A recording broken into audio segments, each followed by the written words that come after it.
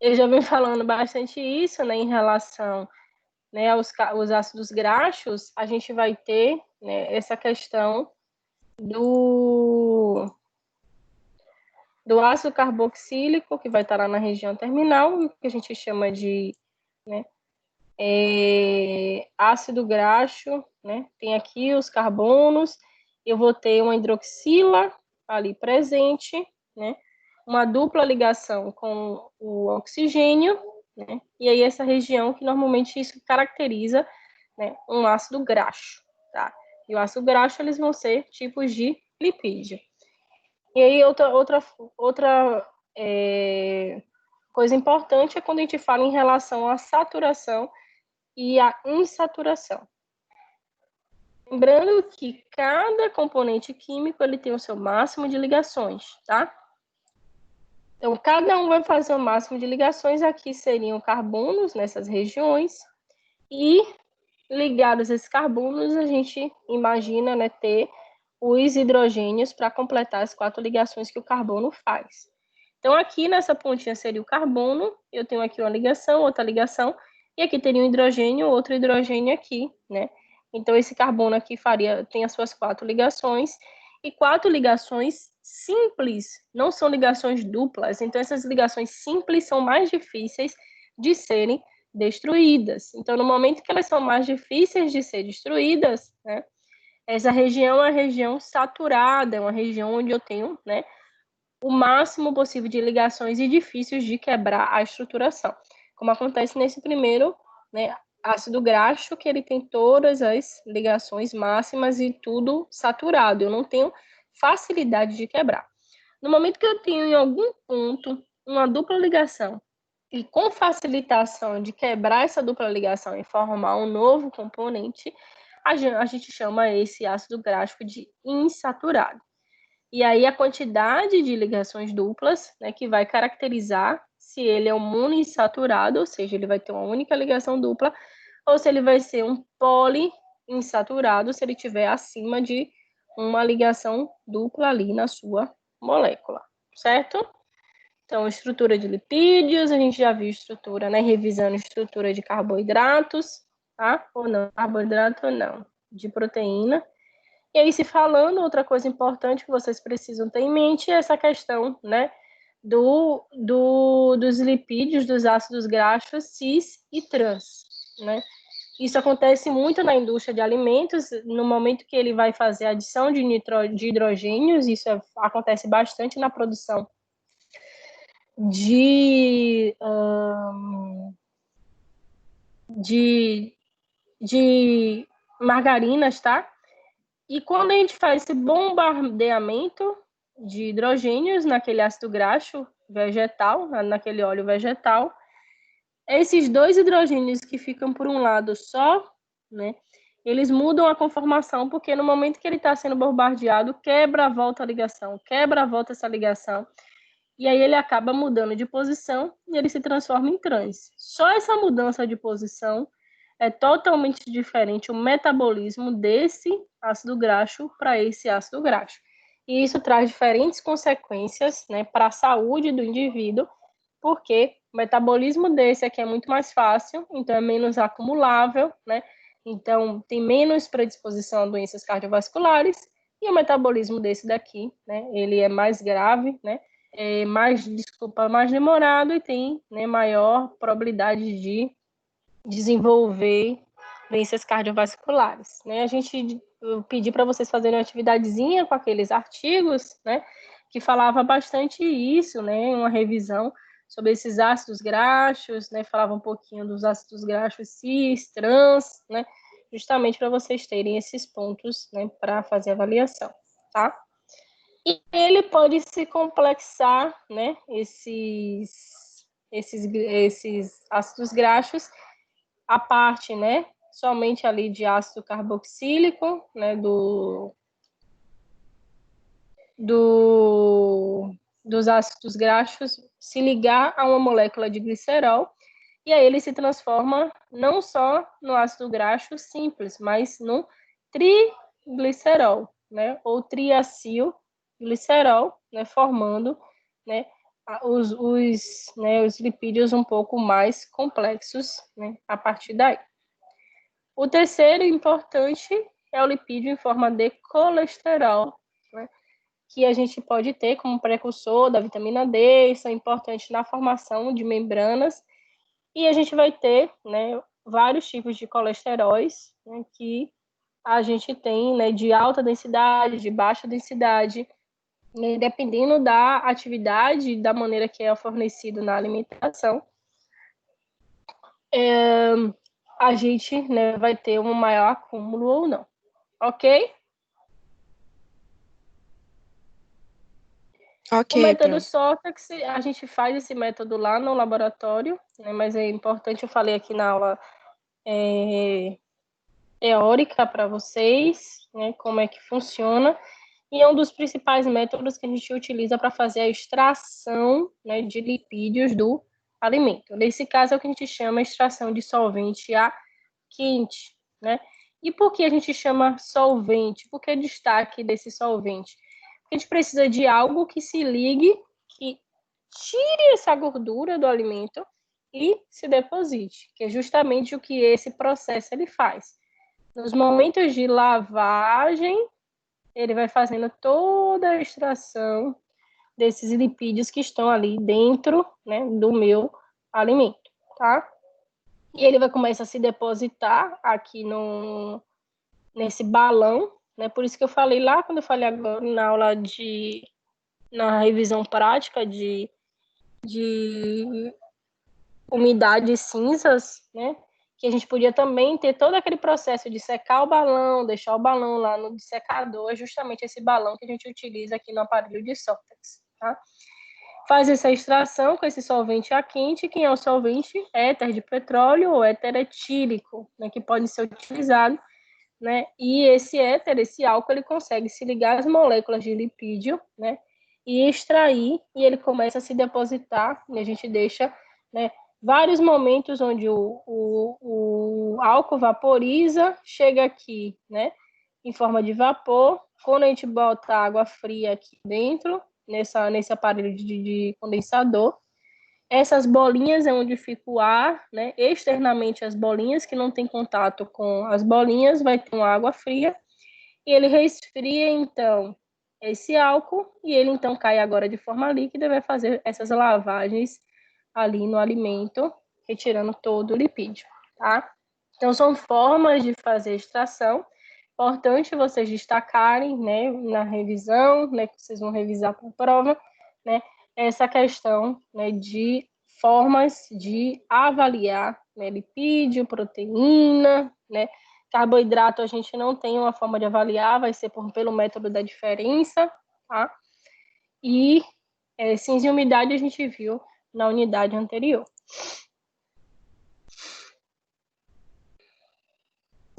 Professora, esse método de solvente a quente é aquele que a gente faz com, tipo, para extrair o azeite de dendê, que a gente faz em casa, é tipo isso, só que sofisticado, né? Ou Eu não não? sei como é que faz azeite de dendê em casa. Eu nunca fiz. Eu nem sei te dizer se é igual. Tipo, aquece o dendê e aí ele vai soltando o olhinho e a gente vai extraindo. É assim, eu acho. Acho que é assim Assim, mesmo. no caso, ele vai ser semelhante em relação à temperatura, né? Porque quando você vai aquecendo, você vai ter liberação do óleo ali, provavelmente da fruta, né? Do dendê. E nesse solvente a quente, a gente aquece, na verdade, o álcool ele vai cair, vai dar uma resfriada, mas ele ainda cai um pouco quente, né, e ele consegue fazer a extração desses lipídios. E acho que semelhante seria só no ponto, né, de correlação, né, com a questão da temperatura, certo? Ah, entendi. Certo, obrigada. Uhum.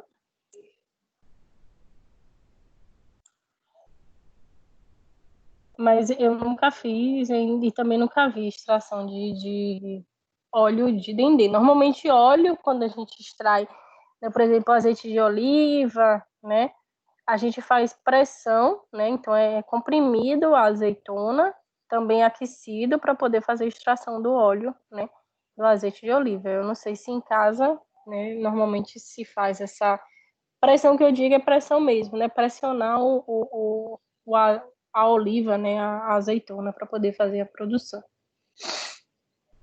Alguns importantes, né, quando a gente fala de carboidratos, a gente lembrar das funções, né, aldose e cetose. Sendo a aldose aquela, né, que vai ter a ligação dupla com oxigênio na parte terminal da molécula. E uma acetona, aquele que vai ter uma ligação dupla, né, com o segundo carbono ali da molécula. E a gente tem a divisão, né, dos nossos carboidratos em monossacarídeos, disacarídeos, oligosacarídeos e polissacarídeos. Sendo um monossacarídeo aquele que tem uma única molécula de carboidrato, né? O disacarídeo, o que vai ter duas moléculas, né, de um monossacarídeo. Os oligos, né, até 9, 10 no máximo, e os poli acima disso. Mas isso pode ser agrupado tudo, né, em vez de existir o oligosacarídeo, como polissacarídeo somente. Aí eu pergunto a vocês, né, quem são os monossacarídeos, né, em relação aos alimentos?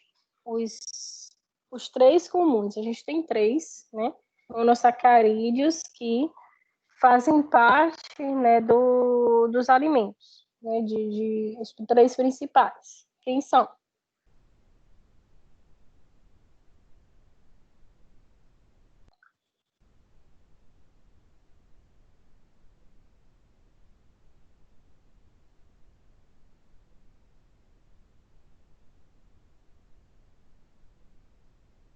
Pro, Hum, você fala em relação ao glicose. alimento? isso, A glicose é uma delas, pronto. isso, glicose. Falta mais. Não sei se não é lactose, acho que é galactose, alguma coisa Galactose. A lactose, acho que é a frutose também. E a frutose. Isso, os três. Então, glicose, galactose e a frutose. E a combinação, né, em dupla desses podem gerar o que a gente chama de disacarídeos. Aí a gente também tem três disacarídeos importantes em relação a alimentos. Quem são eles?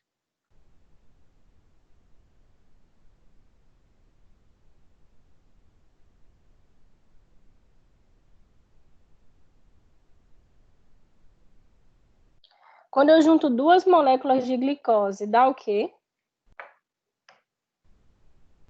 Ou quando eu junto uma glicose com uma lactose? Ou, desculpa, uma glicose com a galactose.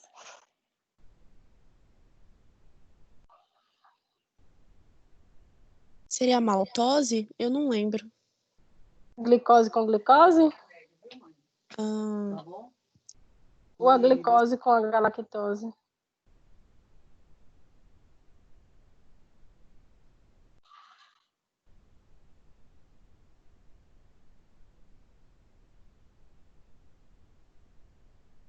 A lactose é o açúcar que normalmente a gente tem aonde? No leite. No leite. Então, provavelmente, quais são os dois monossacarídeos que se juntam? Galactose e glicose. Isso, perfeito, né? Então, a galactose e a glicose. E a maltose, como Maria falou, será a junção de quais dos dois monossacarídeos?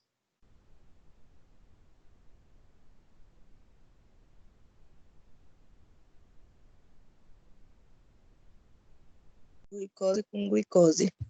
Glicose com glicose. Aí falta somente uma agora, né?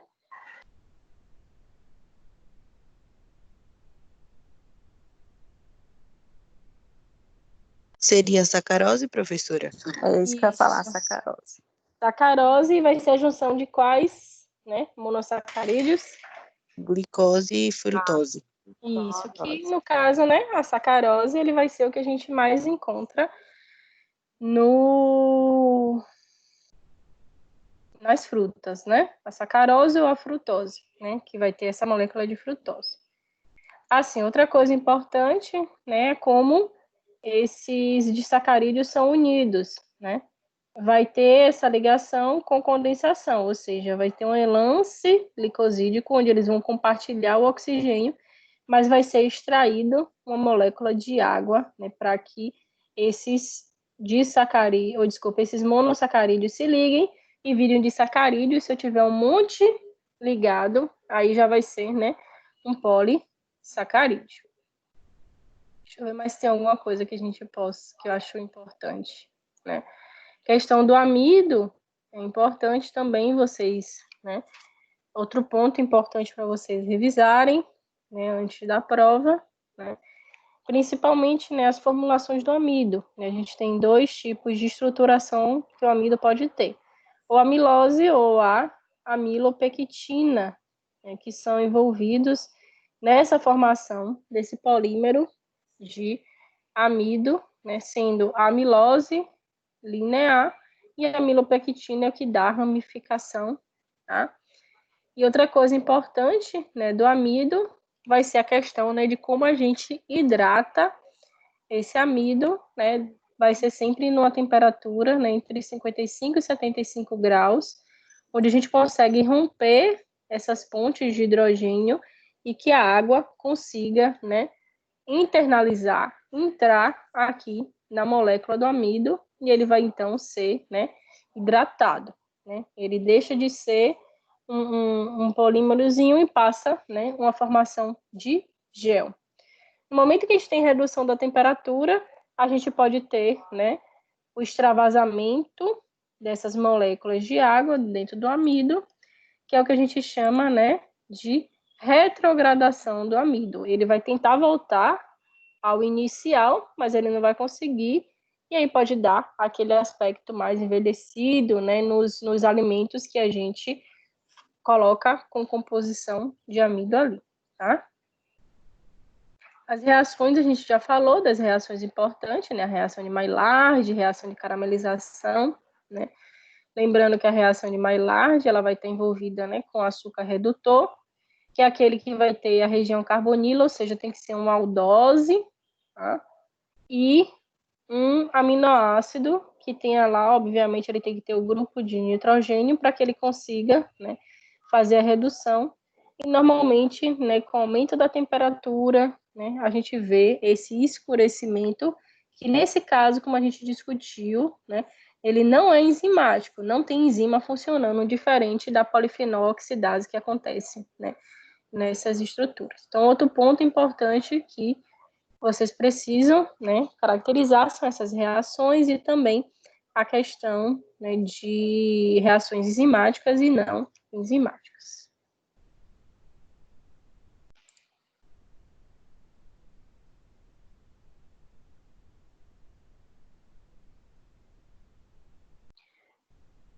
Método de determinação de proteínas, né, a gente já falou das estruturas, né, que ela vai ter essa função, né, de grupo amina, grupo carboxila. Normalmente é o grupo carboxila, né, lembrando essa função, né, orgânica vai ser essa dupla com oxigênio com a hidroxila aqui, né, que tem semelhante com o ácido graxo, né? Essa parte aqui igualzinha, né, do ácido graxo. A diferença é que o ácido graxo vai ser uma cadeia cheia de carbonos e o aminoácido ela vai ter aqui o nitrogênio, né, o grupo amina, e um grupo radical, né, que vai dar a estrutura específica de cada aminoácido. Isso aqui é uma fórmula básica. E a junção, né, das cadeias de aminoácidos para formar uma proteína vai ser um grupo carboxila de um aminoácido com um grupo amina de outro, né, aminoácido juntando, fazendo essa cadeia peptídica. Novamente, para que haja essa formação desse novo componente, a gente tem a saída de uma molécula de água. A gente tem as estruturas básicas, né, de uma proteína, estrutura primária, secundária, terciária, quaternária. Importante vocês reverem isso. E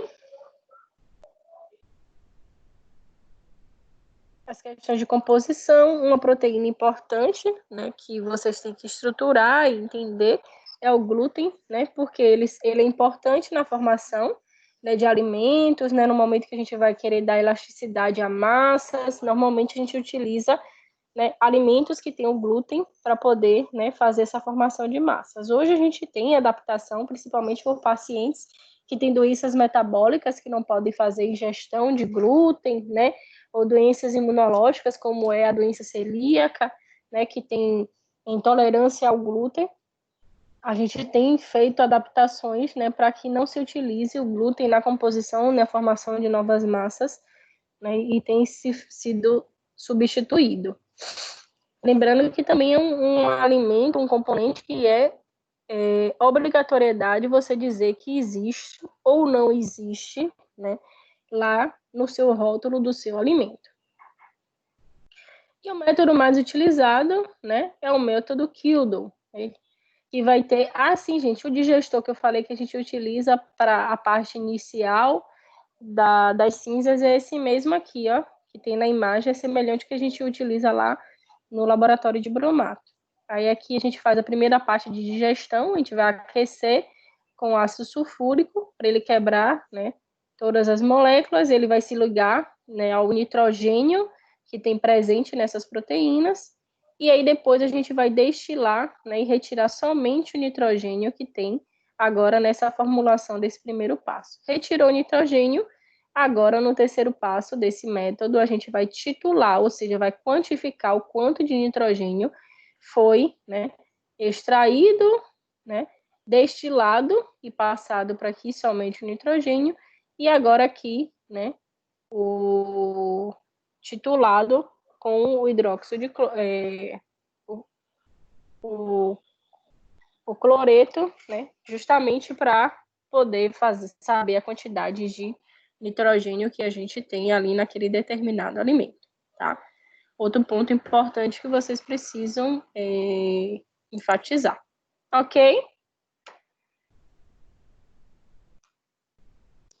Ok, Pro. Alguma professora, você dúvida, alguma outra coisa? poderia falar um pouquinho sobre os aditivos? Pronto, vamos lá.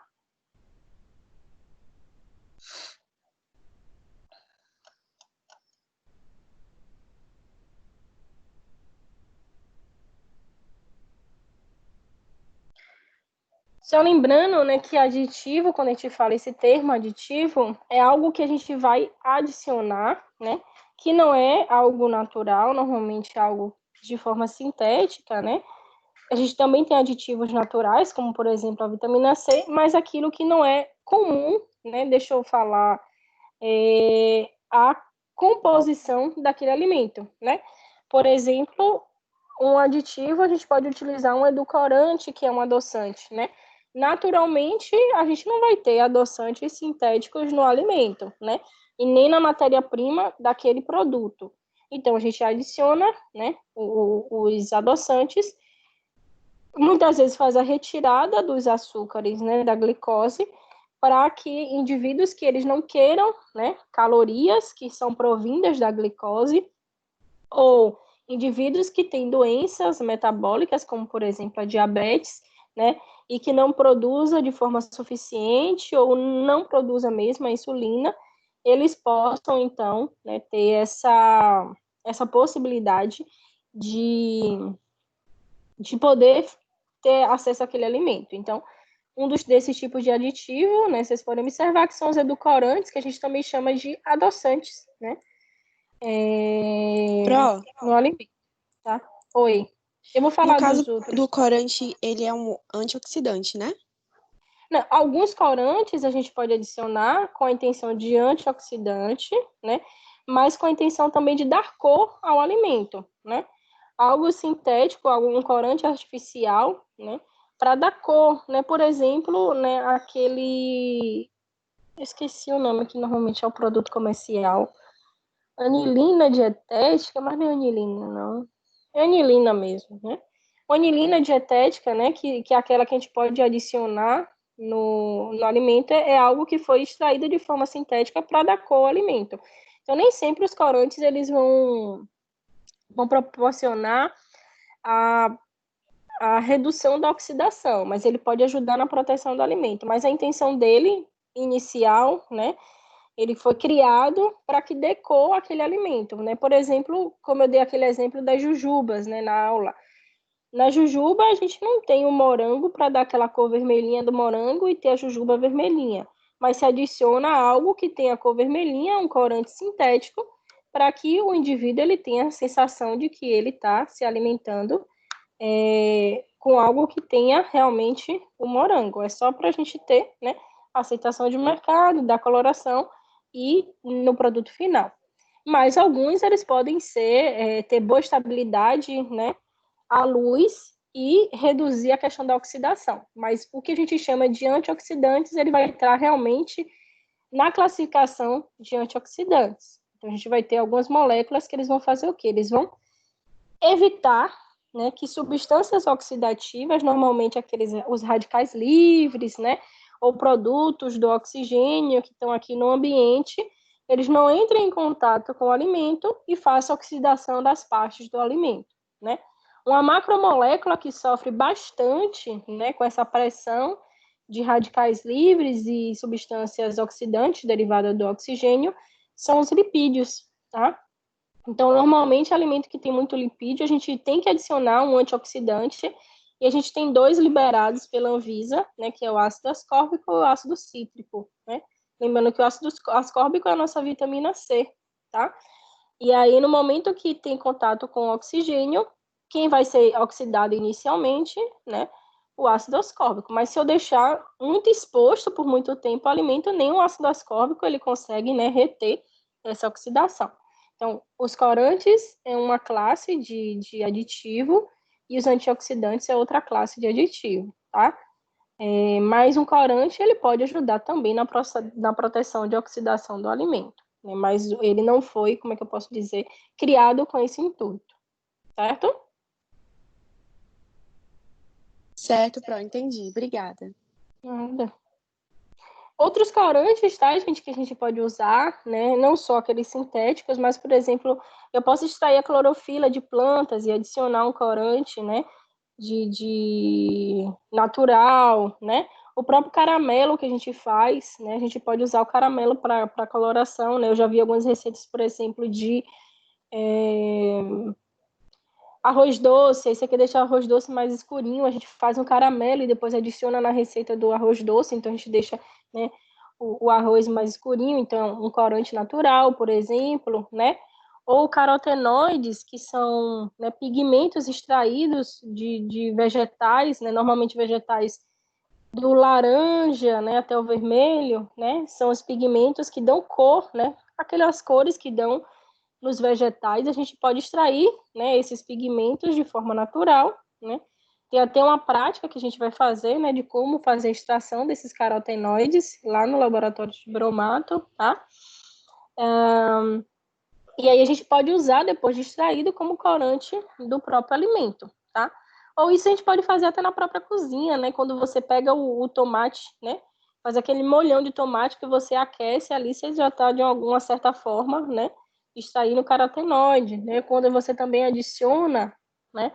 Uma cenoura, né? Uma composição do alimento, ou quando você adiciona, né, um vegetal bem verdão, né? Você também está liberando clorofila, liberando carotenoide daquele vegetal. Então, são formas de corantes naturais, né? Claro que na indústria de alimentos eles vão pegar o que é mais simples, né? Então, normalmente pega os artificiais, e aí tem que ser os artificiais que estão na lista lá da Anvisa, né? De antioxidante, ou desculpa, de corantes, certo? Mais alguma dúvida sobre aditivos? A minha já foi esclarecida. Ou algum outro assunto que vocês queiram, né, tirar dúvida, aproveitem o momento.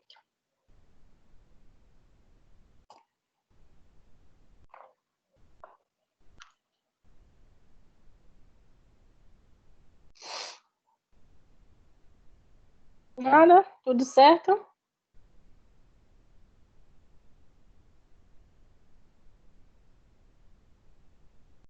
Caso, né, vocês revisem, né, eu acho que eu falei dos principais pontos que eu acho que tem que estar no checklist de vocês, que não pode faltar na revisão. Também essa questão da função de cada aditivo, acho que é importante vocês também colocarem no checklist de vocês, tá? Por exemplo, o que é a função de um antioxidante, o que é a função de um corante como aditivo, qual é a função de um espessante, né? De um antiespumante. É importante também vocês colocarem, né, no checklist de vocês. Em relação a vitaminas, que vai ser outro assunto que vai cair, né? Eu vou falar aqui o que eu acho que é importante também vocês fazerem o checklist de vocês. Classificação, né, do que é uma vitamina das lipossolúveis e das hidrossolúveis, o que seria essa classificação, né? Qual é a diferença? É importante vocês adicionarem no checklist. E função, pelo menos, né, a função básica que vai ter e a fonte alimentar, né? Como, por exemplo, na vitamina A, né? A gente não vai comer, né, a vitamina A, a gente vai comer os precursores, né? E essa vitamina A, ou então esses precursores vão ser metabolizados e transformados, né, no retinol, né, que é a nossa vitamina A. E aí, o precursor que a gente tem nos alimentos de origem vegetal vai ser o beta-caroteno, né? E nos alimentos de origem vegetal, beta-caroteno, e de origem animal é o éster de retilina, tá? Esse éster de retilina que a gente consegue, né, fazer metabolização e transformá-la em retinol, né, que é a nossa vitamina A. Tudo isso vai acontecer aonde? Região intestinal. Mesma coisa da vitamina D, né, a gente tem alguns subtipos, né? Sendo da vitamina D, a gente vai ter, né, o ergocalciferol, o calciferol e também, né, a provitamina, que é o que está, né, formando as nossas células lá na pele, vão estar lá na constituição da membrana da pele. No momento que a gente recebe radiação, a gente tem, né, síntese e estímulo de produção de vitamina D endógena, tá?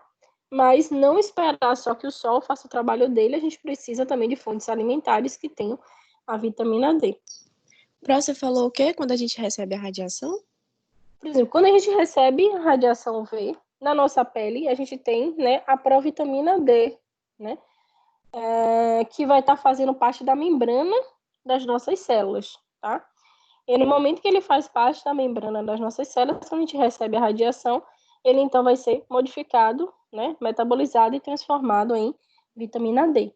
Por isso essa correlação da necessidade de tomar sol, né, e aumento, né, da quantidade de vitamina D sendo ofertada, né, para o nosso corpo. Claro que isso tem uma taxa diária, né, porque um dia eu tomei um sol o dia inteiro na praia, voltei tostada para casa, que eu recuperei toda a minha necessidade, né, de vitamina D. Isso é gradativo. Cerca de 20 minutos de banho de sol por dia, a gente consegue manter, né, os níveis ideais de vitamina D por dia. O ideal é que, como a gente não tem, né, certeza dessas questões, é que a gente também tenha alimentos de origem que tenha, né, vitamina D em sua composição. Importantíssima, né, para proteção do nosso sistema nervoso, né, principalmente, tá? Ainda com vitaminas lipossolúveis, a gente vai ter a vitamina E, a vitamina K, e a vitamina E, como eu falei com vocês, é um complexo, né, que normalmente a gente vai ter 8 subunidades envolvidas, tá? Desse complexo, e são importantes também porque são, de forma geral, tá, gente, as lipossolúveis, né, as vitaminas lipossolúveis, elas vão ter o papel antioxidante, que é um papel extremamente importante, né, para as vitaminas, quando a gente conecta essas vitaminas com relação aos alimentos, né? E também no momento que a gente aumenta a ingestão dessas vitaminas, a gente também ajuda na proteção, né, de oxidação de partes, de componentes da nossa própria célula que pode sofrer por consequência do metabolismo diário, né? Diariamente a gente tem o metabolismo funcionando no nosso corpo, tá?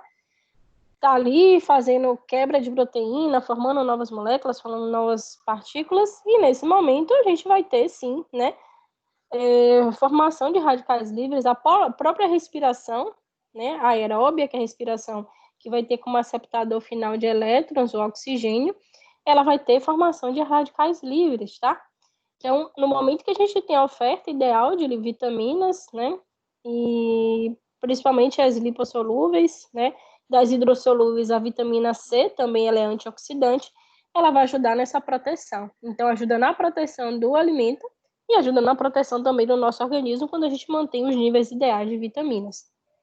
Além de ser cofatores de reações importantes, né, e que são, né, necessárias na formação do nosso organismo. A vitamina E, como eu tinha falado, ela também é lipossolúvel e ela é extremamente importante, né, com a atividade do nosso sistema imunológico. E a vitamina K, né, a última lipossolúvel, a gente vai ter 3 diferentes fontes: a fonte sintética, a fonte a partir de vegetais e também, né, algumas bactérias que estão no trato gastrointestinal, elas também conseguem sintetizar essa vitamina K. E ela sendo extremamente importante como cofator de reação de coagulação, tá? Então, é importante, né, o suprimento dessa vitamina K quando a gente fala de coagulação. E a vitamina C, que é uma hidrossolúvel, assim como a B, ela vai ter essa função, como eu falei, de antioxidante, mas a gente também tem, né, função importante de aumento de absorção de ferro, né, principalmente quando a gente vê aqueles competidores que a gente discutiu lá no início da disciplina, quando a gente falou daqueles artigos, né, dos competidores de minerais, né, que um reduz a absorção do outro, e aí o ferro, né, ele pode ser ajudado, né, a ser mais absorvido quando a gente tem melhor oferta de vitamina C ou quando consumido junto, né, com a vitamina C, tá? Além dessa atividade antioxidante, né, o ferro ele vai ter essa composição na síntese de colágeno. Muitos produtos, né, de beleza, né, que são utilizados, né, para ajuda no aumento de colágeno, ele vai ter a vitamina C ajudando na proteção do próprio produto e também, né, a própria atividade, né, da vitamina C ajudando na maior síntese de colágeno, que também está sendo, que é extremamente importante a sua função.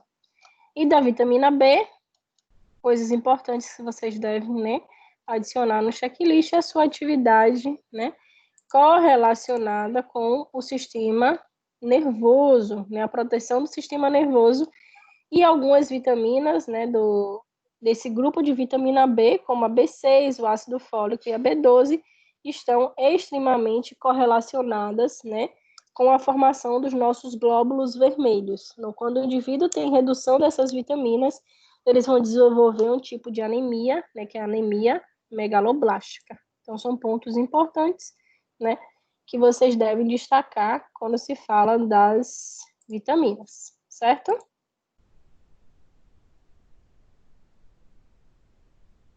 Certinho, Pro.